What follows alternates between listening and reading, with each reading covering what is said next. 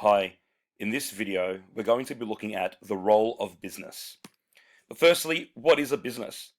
Well, in a nutshell, a business is an organized effort of individuals, people to produce and sell for a profit. Okay, people go into business in order to make profit. Products that satisfy the needs and wants of individuals.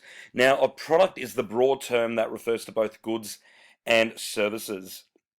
Okay, now a good is an item that can be seen or touched. It's got tangible qualities, whereas a service is a thing that is done for you by others, normally intangible. However, there are some products that are both a good and a service, where they use both tangible and intangible elements.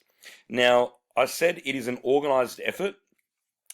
Obviously, there needs to be some sort of organization and coordination within the business in order for it to actually operate properly and efficiently.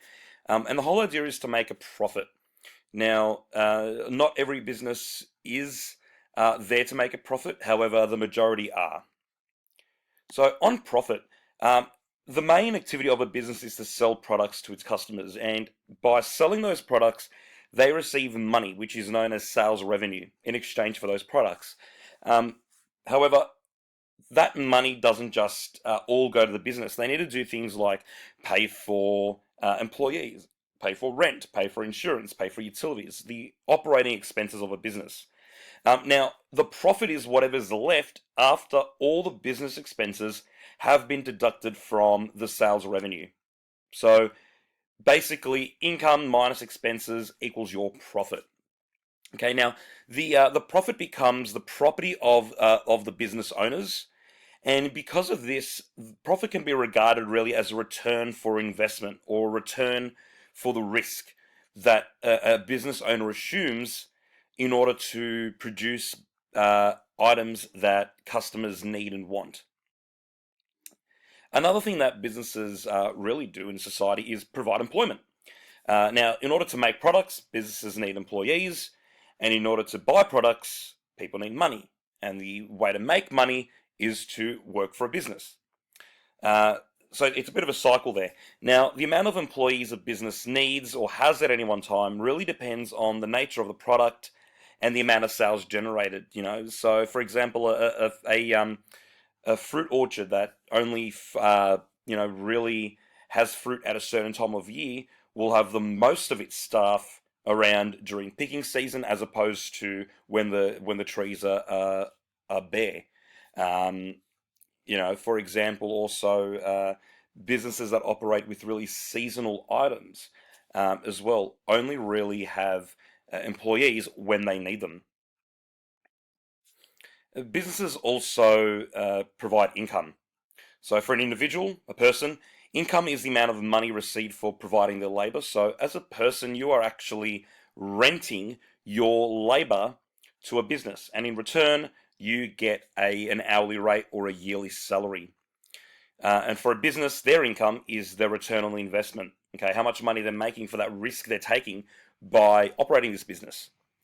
Now, a wage is one thing, an income that an individual can receive, and that's usually a weekly, received weekly or fortnightly, and it's more or less an hourly rate as well.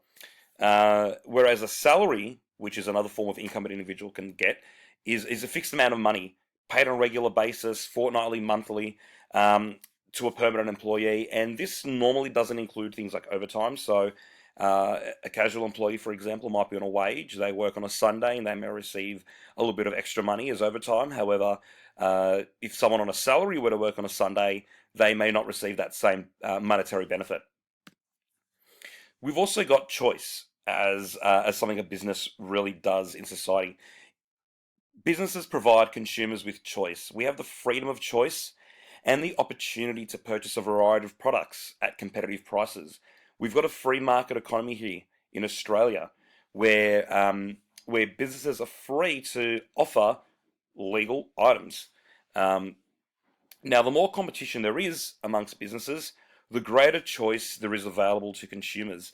So, if there was only one business offering one product, which would be known as a monopoly, they can then dictate the price, dictate, where it's sold, and consumers really only have one choice, whether they like it or not. But in a situation where there's hundreds of options, in a perfect market, um, really the choice is available to consumers there, and they can choose where they want to buy, which then forces those businesses to alter their marketing strategies and alter their pricing strategies in order to gain those customers. We've also got innovation. Businesses develop new products, and because of that, it really allows consumers more choice, as mentioned before as well. Now, the difference between innovation and invention here, though, is that an invention is something completely new that never existed before. Okay, however, an innovation is an improvement in something that already exists. So they might just augment a feature, um, and they're really just using an existing product but making it different, and hopefully for the better. Now, new technological developments, okay, so new forms of technology then lead to new products, which then leads to new markets that can be tapped into, new countries that can go into, and it allows new business opportunities. All of a sudden, more businesses are now popping up using that new technology and selling that new technology. Now, businesses also allow entrepreneurs, and I've mentioned risk already before. Now, an entrepreneur is someone who starts a business with the intention of making a profit. Now, in Australia, you have the right to start a business. However, you do not have the right to profit or succeed in that business. That is purely determined by market forces. Okay, so with this comes risk. So an entrepreneur needs to take risks because they're usually exploring untapped markets, things that don't really exist already.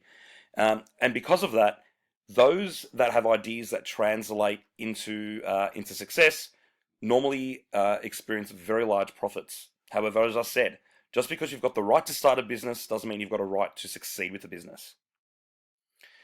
And with that, it creates wealth. So businesses receive money from customers, which that money then goes towards paying the operating expenses, which then allows a business to operate at a profit, and that profit is the wealth created by the business, which is then either given to employees, given to governments as part of taxation, or other payments, given to lenders, so the bank, given to the owners as their reward. The business itself might keep it as well, or it might go to shareholders.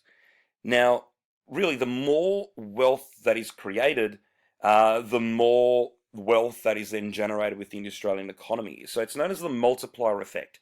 One person goes to a business and purchases, say, a loaf of bread. That money then goes to the business, which then goes to pay taxes, which then goes to pay government employees, which then also goes to pay the employees working at the bakery who then go and get a haircut. That money goes to the hairdresser. They also go to the grocery store. That money goes to that grocery shop. So the money keeps flowing. So the more that is being produced in an economy, the more wealth that is then going to be generated. And finally, one of the things that a business does is it provides quality of life.